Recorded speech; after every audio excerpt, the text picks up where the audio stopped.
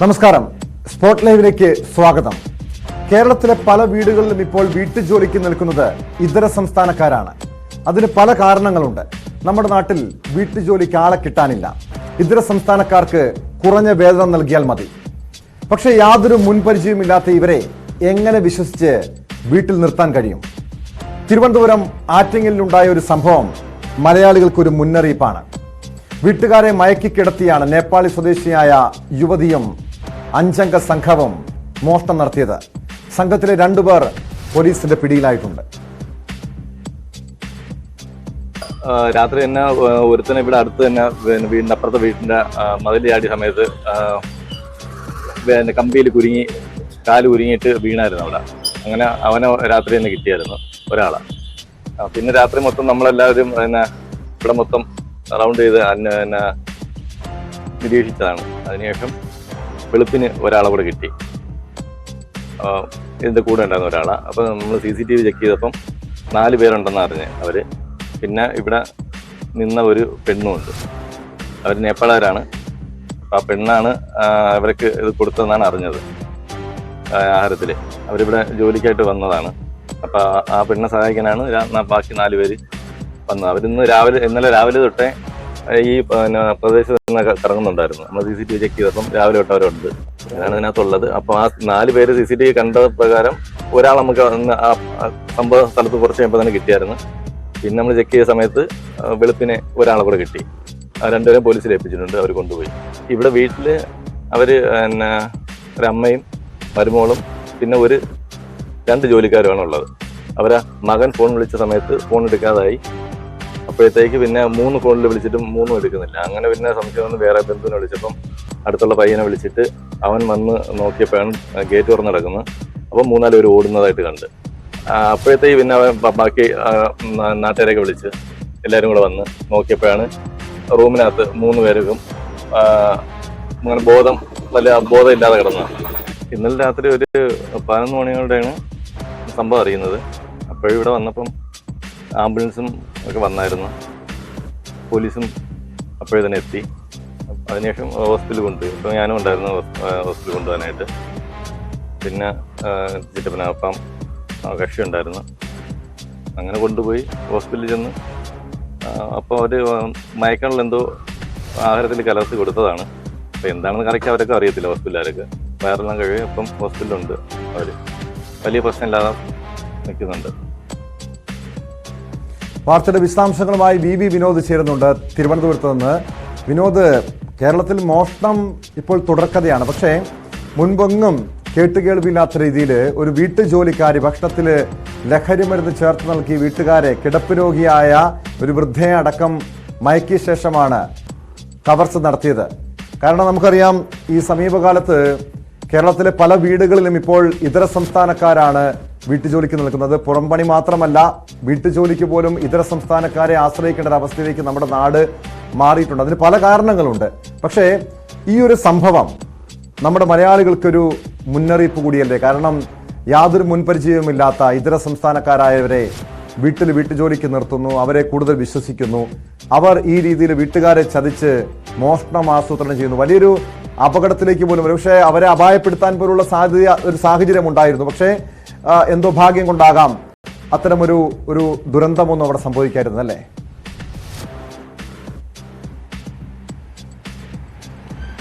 Tom, police പറയുന്നത് കൃത്യമായ ആസൂത്രണത്തോടെ നടന്ന ഒരു കവർച്ച എന്ന് തന്നെയാണ്. അതായത് ഏതാണ്ട് 2 ആഴ്ച മുൻപാണ് നേപ്പാളി സ്വദേശിയായ യുവതി ഈ വീട്ടിൽ ജോലിക്ക് വരുന്നത്. ഇവരുടെ ഒരു ബന്ധു വഴി തന്നെ കൊട്ടാരക്കര പുത്തൂരിലുണ്ടായിരുന്ന ഈ നേപ്പാൾ സ്വദേശിയായ യുവതിയെ ഈ വീട്ടിലേക്ക് കൊണ്ടുവരികയായിരുന്നു. വർക്കലയിലാണ് വീട്. ഈ വീട്ടിലേക്ക് കൊണ്ടുവരികയായിരുന്നു. മറ്റൊരു നേപ്പാളിൽ നിന്നുള്ള കുടുംബം അവർ വഴിയാണ് ഈ യുവതിയിലേക്ക് എത്തുന്നത്. ഈ വീട്ടിൽ 3 സ്ത്രീകൾ മാത്രമാണ് ഉണ്ടായിരുന്നത്. ശ്രീദേവി അമ്മയുടെ മരുമകൾ ദീപ, അതോടൊപ്പം തന്നെ ഇവിടെ നേരത്തെ ശ്രീദേവി അമ്മയെ നോക്കാൻ വന്നിരുന്ന സിന്ധു എന്ന മറ്റൊരു വീട്ടമ്മ, ജോലിക്ക് നിന്നിരുന്ന ആളാണ്. ഇവർക്ക് പുറമെയാണ് നേപ്പാൾ സ്വദേശിയായ യുവതിയെ വീട്ടിലെ ജോലികൾ ചെയ്യുന്നതിന് വേണ്ടി ഇവർ ബന്ധു വഴി എത്തിച്ചത്. ഇവർക്ക് മലയാളം അറിയില്ലായിരുന്നു. പക്ഷേ ഇത്തരത്തിൽ ടോം സൂചിപ്പിച്ചതുപോലെ തന്നെ പോലീസും കണ്ടെത്തുന്നത് ആ നിലയിലാണ്. കാരണം മലയാളം അറിയാത്തൊരാൾ ഈ വീട്ടിൽ വരുന്നു, എവിടെയാണ് സ്വർണം വെക്കുന്നത്, എവിടെയാണ് ഇവർ പണം സ്ഥിരമായി വെക്കുന്നത്, അല്ലെങ്കിൽ അലമാര ഏത് ഭാഗത്താണ്, ഇതെല്ലാം കൃത്യമായി നോക്കി മനസ്സിലാക്കുന്നു. ഏത് ഭാഗത്താണ് ഈ സ്വർണവും പണവുമൊക്കെയും വെക്കുന്നത്, ഇതിൻ്റെ താക്കോൽ എവിടെയാണ്, ഇതെല്ലാം മനസ്സിലാക്കിക്കൊണ്ട് നടന്ന ഒരു കവർച്ചയാണ്. അവിടെയാണ് ടോം നമ്മൾ സി ഫോം പോലുള്ള കുറേ നടപടികളെക്കുറിച്ചൊക്കെയും പലപ്പോഴും പറഞ്ഞു കേൾക്കുന്നതാണ്.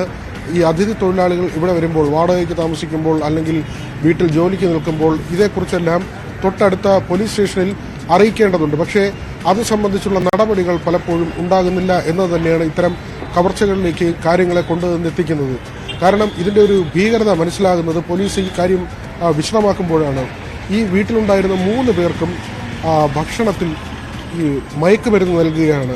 അവരെ മയക്കി കിടത്തുന്നതിന് വേണ്ടി രാത്രി കഴിച്ച ഭക്ഷണത്തിലാണ് ഇങ്ങനെ മയക്കുമരുന്ന് ചേർത്ത് നൽകിയത്. ചപ്പാത്തിയിലും അതോടൊപ്പം തന്നെ അതിനോടൊപ്പം ഉപയോഗിച്ച കറി, ഈ 2 സാധനങ്ങളിലുമായി മയക്കുമരുന്ന് ചേർക്കുന്നു. ഈ 3 പേരും അബോധാവസ്ഥയിലാകുമ്പോൾ ഈ സംഘത്തിൽ തന്നെ മറ്റാളുകളെ ഈ യുവതി വിളിച്ചു വരുത്തുകയാണ്. 4 പുരുഷന്മാർ ഉണ്ടായിരുന്നുവെന്നാണ് മനസ്സിലാക്കുന്നത്. ഇതിൽ 2 പേർ പിടിയിലായിട്ടുണ്ട്. ഈ 2 പുരുഷന്മാരും ഈ യുവതിയും ഇനിയും പിടിയിലാകാനുണ്ട്. പോലീസ് ഇവർക്ക് വേണ്ടിയുള്ള തിരച്ചിൽ ഊർജിതമാക്കിയിട്ടുണ്ട്. തിരുവനന്തപുരം റൂറൽ പോലീസിന്റെ നേതൃത്വത്തിലാണ് അന്വേഷണം പുരോഗമിക്കുന്നത്. ഇങ്ങനെ തന്നെ നേപ്പാൾ സ്വദേശികളായ റാംകുമാർ, മറ്റൊരാളായ ജനാർദ്ദൻ ഉപാധ്യായ, ഈ 2 പേരാണ് പോലീസിന്റെ പിടിയിലായിട്ടുള്ളത്. ഇത് തന്നെ വളരെ ഒരുപക്ഷെ ആ ഒരു സാഹചര്യത്തിൽ ദീപയുടെ ഭർത്താവ് വിളിച്ചില്ലായിരുന്നെങ്കിൽ ഒരുപക്ഷെ ഈ കൂടുതൽ അപകടത്തിലേക്ക്, അല്ലെങ്കിൽ ഇവരുടെ ജീവൻ തന്നെ അപകടത്തിലാകുന്ന നിലയിലേക്ക് കാര്യങ്ങൾ എത്തുമായിരുന്നു. കാരണം ഇവർ മയങ്ങിക്കിടക്കുകയാണ്. ആ സമയത്ത് ആ വീട്ടിൽ കവർച്ച നടക്കുന്നു. ഭർത്താവ് ഈ സമയം ദീപയെ വിളിക്കുന്നു. അദ്ദേഹം മറ്റൊരു സംസ്ഥാനത്താണ് ജോലി ചെയ്യുന്നത്. ദീപ ഒരു സ്കൂളിലെ പ്രിൻസിപ്പാളാണ്. ദീപയെ വിളിക്കുമ്പോൾ ദീപ ഫോൺ അറ്റൻഡ് ചെയ്യുന്നില്ല. തുടർന്ന് ഈ വീടിന് തന്നെ അടുത്തുള്ള മറ്റൊരു ബന്ധുവിനെ ഇദ്ദേഹം ഫോണിൽ ബന്ധപ്പെടുകയും അദ്ദേഹം ഈ വീട്ടിലേക്ക് വരികയും ചെയ്യുകയാണ്. ആ സമയത്ത് വിളിച്ചു നോക്കിയിട്ടൊന്നും ആളനക്കം ഉണ്ടാകുന്നില്ല. ഇദ്ദേഹം വരുന്ന ശബ്ദം കേട്ട് ഒരാൾ പുറകുവശത്തുകൂടി ഓടുന്നത് ഇദ്ദേഹത്തിൻ്റെ ശ്രദ്ധയിൽപ്പെടുകയും ചെയ്തു. തുടർന്ന് വീടിനുള്ളിൽ കയറി പരിശോധിക്കുമ്പോഴാണ് ഈ 3 പേരും അബോധാവസ്ഥയിലുള്ളത് ബന്ധുവിന് മനസ്സിലാകുന്നത്. തുടർന്ന് ഇദ്ദേഹം ബഹളം വയ്ക്കുകയും കൂടുതൽ ആളുകൾ ഓടിക്കൂടുകയും ചെയ്യുന്നു. ഈ സമയം പണവും സ്വർണവുമായി പുറത്തിറങ്ങിയ അത് ജനാർദ്ദൻ ഉപാധ്യായാണ്. ഇയാൾ ഈ മുള്ളുവേലിയിൽ, ആ വീടിൻ്റെ തന്നെ അടുത്തുള്ള ഒരു കമ്പിവേലിയിൽ കുടുങ്ങുന്നു. അങ്ങനെ അപ്പോൾ തന്നെ ഇയാളെ പിടികൂടുകയും ഏതാണ്ട് 35,000 രൂപയും സ്വർണവുമാണ് ആ വീട്ടിൽ നിന്ന് അപഹരിച്ചത്. ഈ അപഹരിച്ച വസ്തുക്കൾ അയാളിൽ നിന്ന് തന്നെ കണ്ടെത്തുകയും ചെയ്യുന്നു. തുടർന്ന് പോലീസ് സ്ഥലത്തെത്തുന്നു. ഇത് രാത്രി ഒരു 11 മണിയോടുകൂടി സംഭവിക്കുന്ന കാര്യങ്ങളാണ്. 11-12 മണിയോടുകൂടിയാണ് ഈ ബഹളം ഉണ്ടാകുന്നതും ഒരാളെ പിടികൂടുന്നതും. അന്ന് തന്നെ ഈ തിരച്ചിൽ തുടരുകയും പുലർച്ചെ അടുത്ത ദിവസം, അതായത് കഴിഞ്ഞ ദിവസം രാവിലെയോടുകൂടി 4 മണിയോടുകൂടി മറ്റൊരാളെയും ആ പരിസരത്ത് ഒളിച്ചിരുന്ന ആളാണ്, അയാളെയും പിടികൂടുന്നു. അങ്ങനെ 2 പ്രതികളെ പോലീസിന് പിടികൂടാൻ സാധിച്ചു. ഈ യുവതി ഉൾപ്പെടെ വിനോദ്, അതായത് ഇനിയും ഈ കേസില് 3 പേരെ, കവർച്ചാ സംഘത്തിലെ 3 പേരെ കൂടി പിടികൂടാനുണ്ട്. വിനോദ് സൂചിപ്പിച്ചതുപോലെ കൃത്യമായ ആസൂത്രണത്തോടെ നടത്തിയൊരു കവർച്ച. ഇവരുടെ ഒരു പശ്ചാത്തലം എന്തായിരുന്നു? കാരണം ഒരു പ്രൊഫഷണൽ മോഷണ സംഘങ്ങൾ ചെയ്യുന്ന രീതിയിൽ കൃത്യമായ ആസൂത്രണം നടത്തി വീട്ടുകാരെ ലഹരി നൽകി മയക്കിക്കടത്തിയ ശേഷം ഇതേ രീതിയിൽ കവർച്ച നടത്തുന്നു എന്നൊക്കെ പറയുമ്പോൾ ഇവരുടെ ഒരു ബാക്ക്ഗ്രൗണ്ട് കൂടി പരിശോധിക്കേണ്ടതല്ലേ? ഇതിനു മുൻപ് സമാനമായ രീതിയിൽ കേരളത്തിലോ അതല്ലെങ്കിൽ മറ്റേതെങ്കിലും സ്ഥലങ്ങളിലോ കവർച്ച കേസുകളിൽ ഉൾപ്പെട്ടിട്ടുള്ള വ്യക്തികളാണോ ഇവർ?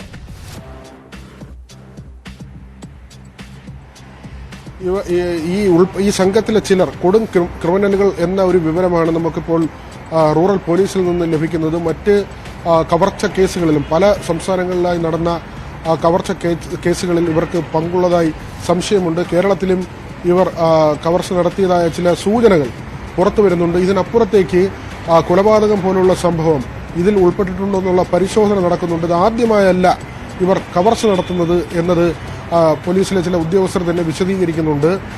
അത് സംബന്ധിച്ച ചില സൂചനകൾ ലഭിച്ചിട്ടുമുണ്ട്. ഇതിൽ ടോം നമുക്ക് മനസ്സിലാക്കാനുണ്ട്. കാരണം ഈ 3 സ്ത്രീകൾ മാത്രമുള്ള വീടാണ്. ഒരുപക്ഷെ ഇതിലാർക്കെങ്കിലും ബോധം വരികയോ അവർ ഇതിനെ എതിർക്കാൻ ശ്രമിക്കുകയോ ചെയ്താൽ 4 പുരുഷന്മാരുണ്ട്, മറ്റൊരു സ്ത്രീയും ഇവർക്കൊപ്പമുണ്ട്. അതായത് ആ വീട്ടിൽ ജോലിക്കെത്തിയ സോഹില എന്ന നേപ്പാളി യുവതി. ഈ യുവതിയുണ്ട്. അതുകൊണ്ട് തന്നെ ഇവരെ ആക്രമിക്കാനോ അല്ലെങ്കിൽ ഇവരുടെ ജീവഹാനി പോലും സംഭവിക്കാൻ തരത്തിലുള്ള ഒരു സാഹചര്യത്തിലൂടെ അവർ കടന്നുപോയി. അങ്ങനെ തന്നെയാണ് പോലീസ് പറയുന്നത്.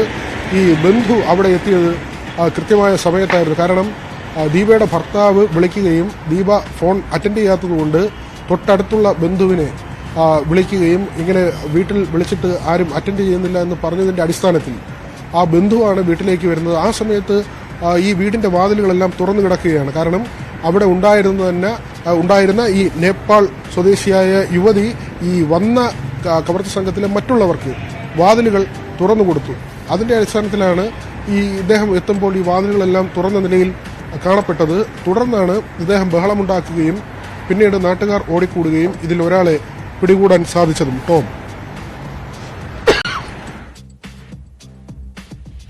അതായത് വിനോദ് സൂചിപ്പിക്കുന്ന പോലെ ഈ ഇതര സംസ്ഥാനക്കാരായ വീട്ടുജോലിക്കാരെയും സൂക്ഷിക്കണമെന്ന ഒരു മുന്നറിയിപ്പ് കൂടിയല്ലേ ഈ സംഭവം. കാരണം നമ്മുടെയൊക്കെ പല വീടുകളിലും ഇതര സംസ്ഥാനക്കാരാണ് ഇപ്പോൾ വീട്ടുജോലിക്ക് നിൽക്കുന്നത്. അതിന് പല കാരണങ്ങൾ ഞാൻ നേരത്തെ സൂചിപ്പിച്ചതുപോലെ കേരളത്തിൽ ഇപ്പോൾ വീട്ടുജോലിക്ക് ആളെ കിട്ടാനില്ലാത്ത അവസ്ഥയുണ്ട്. മാത്രമല്ല വളരെ ചെറിയ വേതനത്തിന് മറുനാട്ടുകളിൽ നിന്ന്, നേപ്പാളിൽ നിന്നോ അതല്ലെങ്കിൽ ബംഗാൾ ഉൾപ്പെടെയുള്ള UP ഉൾപ്പെടെയുള്ള സ്ഥലങ്ങളിൽ നിന്നും സ്ത്രീകളെ വീട്ടുജോലിക്ക് ലഭിക്കുന്നുണ്ട്. അത് പക്ഷേ അവരെയും കൂടി ശ്രദ്ധിക്കണം. കാരണം വീട്ടുജോലിക്ക് വീടിനുള്ളിൽ അവർ ഈ യാതൊരു മുൻപരിചയവുമില്ലാത്ത ആളുകളെ നിർത്തുമ്പോൾ വീട്ടുകാരുടെ ഒരു വലിയ ശ്രദ്ധ, ഒരു ജാഗ്രത വേണമെന്ന ഒരു ഓർമ്മപ്പെടുത്തൽ കൂടിയല്ലേ വിനോദ് ഈ സംഭവം?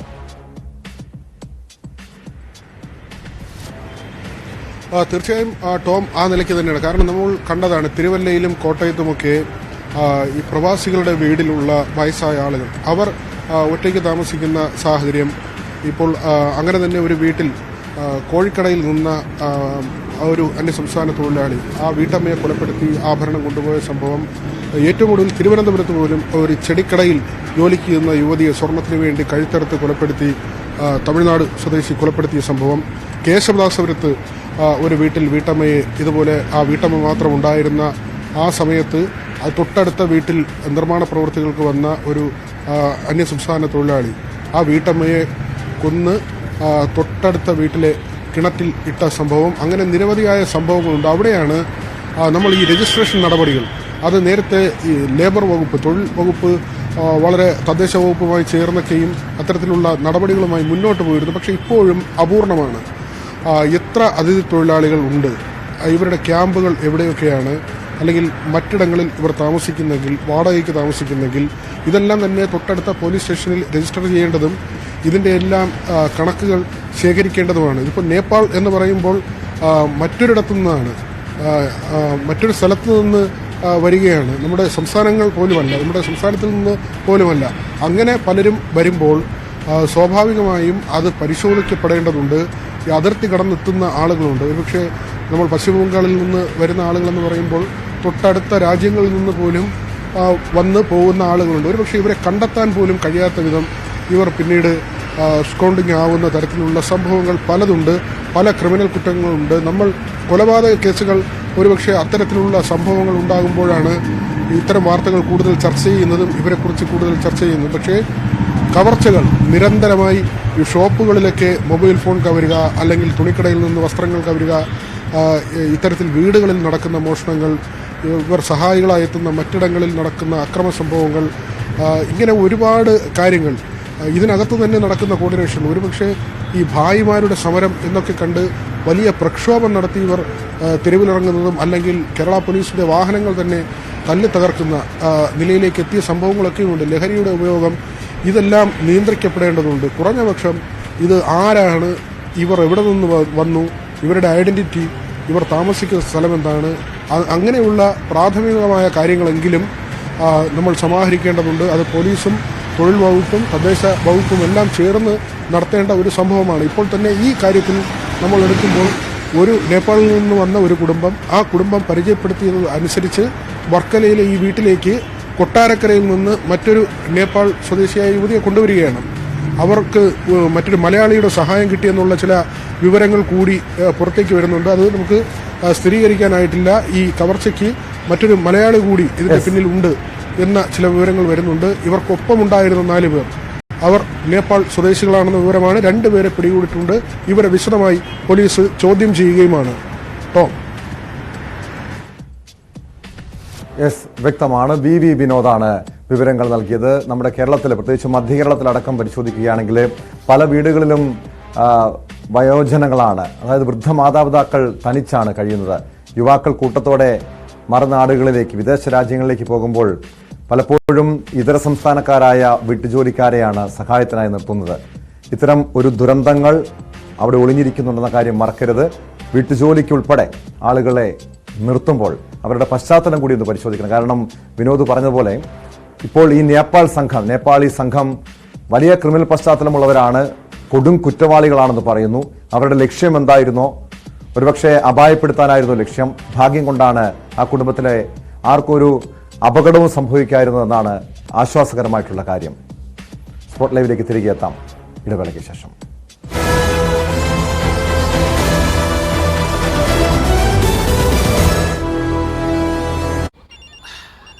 പേടിച്ച് പ്രക്ഷോഭണം സമ്മേളനമാക്കി മാറ്റിയ ദയനീയമായ കാഴ്ചയാണ് കണ്ടത്.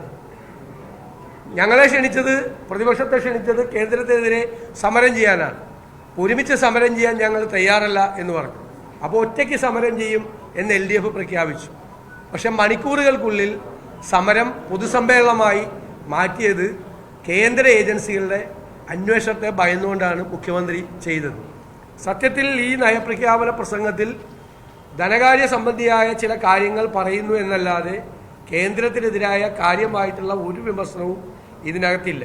മാത്രമല്ല, കേരളീയത്തെക്കുറിച്ചും നവകേരള സദസ്സിനെ കുറിച്ചുമാണ് പറയുന്നത്. ഈ കേരളീയത്തെ സംബന്ധിച്ചും നവകേരള സദസ്സിനെ സംബന്ധിച്ചും എത്ര സ്പോൺസർഷിപ്പ് കിട്ടി, എത്ര രൂപ ചെലവായി എന്ന് വിവരാവകാശ നിയമപ്രകാരം ചോദിച്ചിട്ട് പോലും കണക്ക് കിട്ടുന്നില്ല. കണക്ക് കിട്ടാതെയുള്ള കൊള്ളപ്പിരിവും വ്യാജ പിരിവും ഒക്കെ നടത്തിയ പരിപാടിയാണ് കേരളീയവും നവകേരള സദസ്സും. അതുപോലെ ലൈഫ് മിഷനെ പറ്റിയുള്ള പരാമർശം നടത്തുന്നുണ്ട്.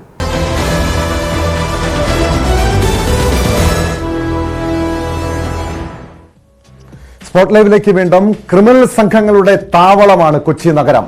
കൊട്ടേഷൻ സംഘങ്ങളും ലഹരി മാഫിയയും മാത്രമല്ല, പിടികിട്ടാപ്പുള്ളികൾ വരെയും നഗരത്തിൽ ഭീതി വിതയ്ക്കുന്നുണ്ട്. ഇതോടെ ക്രിമിനൽ കേസിൽ ഉൾപ്പെട്ടവർക്കെതിരെ കടുത്ത നടപടിയുമായി കൊച്ചി സിറ്റി പോലീസ് രംഗത്തെത്തിയിരിക്കുകയാണ്. വിവിധ കേസുകളിലായി ഒളിവിൽ കഴിഞ്ഞിരുന്ന 114 പേരെ പ്രത്യേക പരിശോധന, അതായത് ഓപ്പറേഷൻ ജാഗ്രത എന്ന പേരിൽ നടത്തിയ പ്രത്യേക പരിശോധനയിൽ പോലീസ് അറസ്റ്റ് ചെയ്തു. ബലാത്സംഗം, പോക്സോ, മയക്കുമരുന്ന് കേസുകൾ തുടങ്ങി ഗൗരവമേറിയ കുറ്റകൃത്യങ്ങളിൽ ഉൾപ്പെട്ടവരാണ് പിടിയിലായവരിൽ കൂടുതലും. ജാഗ്രത എന്ന് പേരിട്ട ഈ സ്പെഷ്യൽ ഡ്രൈവിന്റെ ഭാഗമായി 400ഓളം പോലീസ് ഉദ്യോഗസ്ഥരെ 90 ടീമുകളായിട്ട് വിഭജിച്ച് അവരുടെ നേതൃത്വത്തിലാണ് ഈ സ്പെഷ്യൽ ഡ്രൈവ് നടത്തിയത്. ഏകദേശം 194 സ്ഥലങ്ങളിൽ പോലീസ് ഇന്നലെ റെയ്ഡ് നടത്തുകയുണ്ടായി. അതിൻ്റെ ഭാഗമായി 114 അറസ്റ്റുകൾ നടത്തിയിട്ടുണ്ട്. ഈ അറസ്റ്റിൽ ഉൾപ്പെട്ടിട്ടുള്ളത് വളരെ ലോങ് പെൻഡിങ് കേസുകളിൽ പിടികിട്ടാപ്പുള്ളികളായിട്ടുള്ള ആളുകൾ, കോടതിയിൽ നിന്നും നോൺ ബെയിലബിൾ വാറണ്ട് പെൻഡിങ്ങുള്ള പ്രതികൾ, അതുകൂടാതെ ഓൾറെഡി പോലീസ് രജിസ്റ്റർ ചെയ്ത് അന്വേഷണം നടത്തി വരുന്ന ക്രൈം കേസുകളിൽ ഉൾപ്പെട്ടിട്ടുള്ള പ്രതികൾ. അങ്ങനെ ടോട്ടൽ 114 പേരെയാണ് 24 മണിക്കൂറിനുള്ളിൽ കൊച്ചി സിറ്റി പോലീസ് അറസ്റ്റ് ചെയ്തിട്ടുള്ളത്. ഇതിൽ 307, 308 കേസുകളിൽപ്പെട്ട പ്രതികളുണ്ട്, മോഷണ കേസിൽപ്പെട്ട പ്രതികളുണ്ട്, റേപ്പ് കേസിൽ ഉൾപ്പെട്ടിട്ടുള്ള പ്രതികളുണ്ട്, ചീറ്റിംഗ് കേസുകളിൽ ഉൾപ്പെട്ടിട്ടുള്ള പ്രതികളുണ്ട്. അങ്ങനെ സംസ്ഥാനത്തിൻ്റെ വിവിധ ജില്ലകളിൽ ഈ റെയ്ഡിൻ്റെ ഭാഗമായിട്ട് കൊച്ചി പോലീസിൻ്റെ പരിശോധന നടക്കുകയും പല പ്രതികളെയും പിടികൂടിയത് അന്യ ജില്ലകളിൽ നിന്നും. നമ്മൾ ലഹരി മരുന്നുകളുടെ കാര്യത്തിൽ 2023 വളരെ കാര്യക്ഷമമായിട്ടുള്ള ഈ കേസുകൾ കൂടുതൽ പിടിക്കുന്നതിൻ്റെ അർത്ഥം കൊച്ചിയിലെ ലഹരി വ്യാപനം കൂടുന്നു എന്നല്ല. ഇപ്പോൾ കേസ് ഒന്നും പിടിക്കാതിരുന്നാൽ അതിൻ്റെ അർത്ഥം കൊച്ചിയിലെ ലഹരി ഇല്ല എന്നുമല്ല. കഴിഞ്ഞ വർഷത്തെ മാത്രം നമ്മൾ കണക്ക് നോക്കുകയാണെങ്കിൽ 1359 NDPS കേസാണ് 2023 മാത്രം കൊച്ചി സിറ്റി പോലീസ് രജിസ്റ്റർ ചെയ്തിട്ടുള്ളത്. 1359. അതുമായി ബന്ധപ്പെട്ട് 1551 പ്രതികൾ അറസ്റ്റ് ചെയ്തിട്ടുണ്ട്. ഡാനി ഇപ്പോൾ ചേരുന്നു വിശദാംശങ്ങളുമായി. ഡാനി, കഴിഞ്ഞ ദിവസങ്ങളിൽ കൊച്ചി പോലീസ്, സിറ്റി പോലീസ് പ്രത്യേകിച്ചും ഓപ്പറേഷൻ ജാഗ്രത എന്ന പേരിൽ പല പിടികിട്ടാപ്പുള്ളികളെയും കസ്റ്റഡിയിലെടുത്തു. നമുക്കറിയാം, ഈ സമീപ ദിവസങ്ങളിൽ കൊച്ചിയെ വിറപ്പിച്ച, അല്ലെങ്കിൽ നമ്മളെയൊക്കെ ഭയപ്പെടുത്തിയ നിരവധി കുറ്റകൃത്യങ്ങൾ അരങ്ങേറിയിരുന്നു. കൊലപാതകം, ലഹരി കേസുകളടക്കം. പ്രത്യേകിച്ചും ലഹരിയുടെ വ്യാപനം നഗരത്തിലടക്കം വലിയ രീതിയിൽ വർദ്ധിച്ചിട്ടുണ്ട്. ഈ ഓപ്പറേഷൻ ജാഗ്രത കൊണ്ട് ഈ രീതിയിൽ കുറ്റകൃത്യങ്ങൾ കുറയ്ക്കാൻ കഴിയുമെന്ന പ്രതീക്ഷയിലാണോ പോലീസ്? ടോം, ഓപ്പറേഷൻ ജാഗ്രത പോലീസ് വളരെ പ്രതീക്ഷയോടുകൂടി തന്നെയാണ് കാണുന്നത്. പ്രത്യേകിച്ച് ഈ കുറ്റവാളികളെ തന്നെയും കഴിഞ്ഞ കുറെ നാളുകളായി പോലീസിനെ കബളിപ്പിച്ച് നടന്നവർ അവരെ നിയമത്തിന് മുന്നിലേക്ക് കൊണ്ടുവരാനായിട്ട് സാധിച്ചിട്ടുണ്ട്. പോലീസ് ഒരു രാത്രി കൊണ്ട് 24 മണിക്കൂർ കൊണ്ട് ഈ രീതിയിലേക്ക് പോലീസിന്റെ നടപടികളുമായിട്ട് മുന്നോട്ട് പോകാനായിട്ട് കഴിഞ്ഞിട്ടുണ്ട്. 400 പോലീസ് ഉദ്യോഗസ്ഥരാണ് ഇതിൽ പങ്കെടുക്കുകയും ചെയ്തത്. 114 പേര് പോലീസിനെ കബളിപ്പിച്ച് സംസ്ഥാനത്തിന്റെ വിവിധ ഭാഗങ്ങളിലായിട്ട് ഒളിച്ച് കഴിയുന്നവരായിരുന്നു. അത് ഇവരെല്ലാവരെയും തന്നെ പിടികൂടാനായിട്ട് പോലീസ് കഴിഞ്ഞിരുന്നു. ഇവരെല്ലാം വലിയ രീതിയിലുള്ള ഈ കുറ്റകൃത്യങ്ങളിൽ പങ്കെടുക്കുന്നവർ തന്നെയാണ്.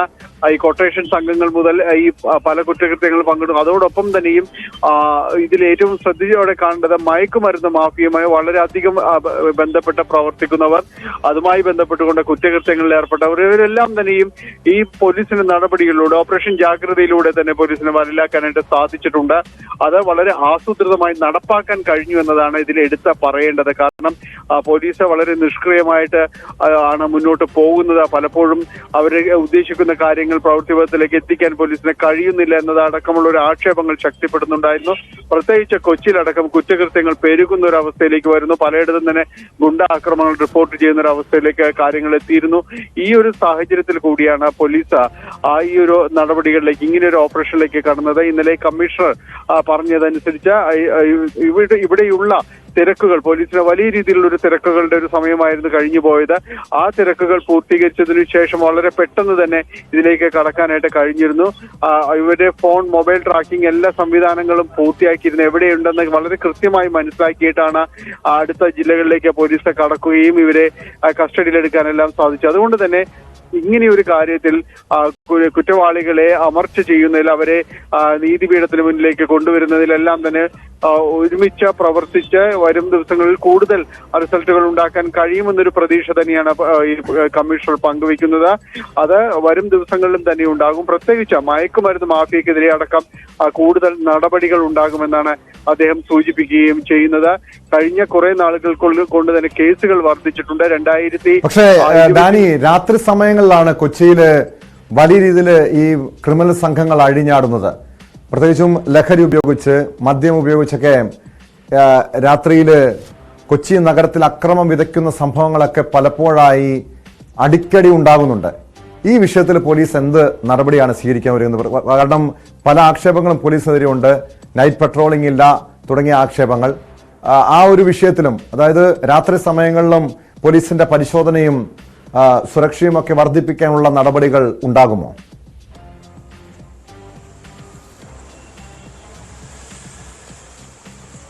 പോലീസ് രാത്രികാലങ്ങളിലേക്ക് തന്നെയും ഒരു കർശനമായ രീതിയിലേക്ക് തന്നെ നിയന്ത്രണങ്ങൾ ഏർപ്പെടുത്തുക, കൃത്യമായ രീതിയിൽ പെട്രോളിംഗ് നടത്തുക തുടങ്ങിയ ഒരവസ്ഥയിലേക്കെല്ലാം തന്നെ നേരത്തെ തന്നെ നടന്നിരുന്നു. പക്ഷേ പലപ്പോഴും ഇതൊരു പൂർണ്ണമായ ഒരു വിജയത്തിലേക്ക് എത്തിക്കാൻ പോലീസിന് കഴിഞ്ഞിരുന്നില്ല എന്നതാണ് ഒരു വാസ്തവം തന്നെയാണ്. കാരണം അതിൽ ഈ സ്റ്റേഷൻ ഡ്യൂട്ടി തുടങ്ങി വലിയ രീതിയിലുള്ള VIP ഡ്യൂട്ടികളടക്കമുള്ള കാര്യങ്ങളെല്ലാം തന്നെ വരുമ്പോൾ ഈ കാര്യങ്ങളിലെല്ലാം തന്നെയും ഒരു വീഴ്ച സംഭവിച്ചു പോകുന്നുണ്ട് എന്നത് അവർ രഹസ്യമായി സമ്മതിക്കുന്ന ഒരു കാര്യം തന്നെയാണ്. അപ്പോൾ അത്തരം കാര്യങ്ങളിലെല്ലാം തന്നെ ഇനിയുള്ള മുന്നോട്ട് പോക്കിലെല്ലാം വളരെ കൃത്യമായ ഒരു നിരീക്ഷണത്തിലേക്ക് വന്നുകൊണ്ട് തന്നെ കുറ്റവാളികളെ അമർച്ച ചെയ്യുക എന്ന ലക്ഷ്യത്തോടുകൂടി തന്നെയാണ് പോലീസ് മുന്നോട്ട് പോവുക എന്നാണ് കമ്മീഷൻ അടക്കം ഇന്നലെ വ്യക്തമാക്കുകയും ചെയ്തത്.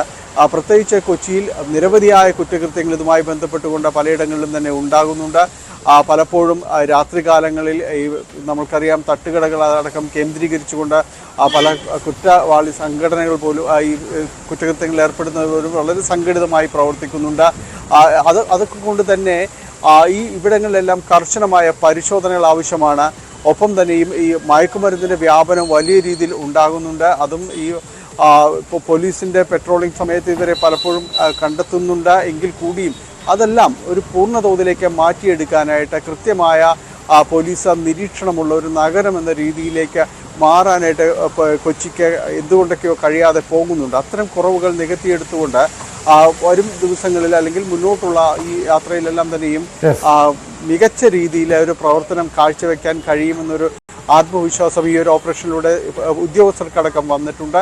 അത് മുന്നോട്ട് തന്നെ കൊണ്ടുപോകുമെന്ന് തന്നെയാണ് അവരുടെ വാക്കുകളിലും വ്യക്തമാകുന്നത്. ടോം, വ്യക്തമാണ്. ഡാനി പോനാണ് വിവരങ്ങൾ നൽകിയത്. എന്തായാലും കുറ്റകൃത്യങ്ങൾ കുറയ്ക്കാൻ പോലീസിന്റെ നടപടി ഒരുപക്ഷെ കൂടുതൽ ഫലപ്രദമായി മുന്നോട്ട് പോകേണ്ടതാണ്. വരും ദിവസങ്ങളിലും ഓപ്പറേഷൻ ജാഗ്രതയുമായി കുറ്റവാളികളെ പിടികൂടാനുള്ള നടപടികളുമായി പോലീസ് ഊർജിതമായി പ്രവർത്തിക്കുമെന്നാണ് സിറ്റി പോലീസ് കമ്മീഷണർ വ്യക്തമാക്കിയത്. സ്പോട്ട് ലൈവ് പൂർണ്ണമാകുന്നു. നമസ്കാരം.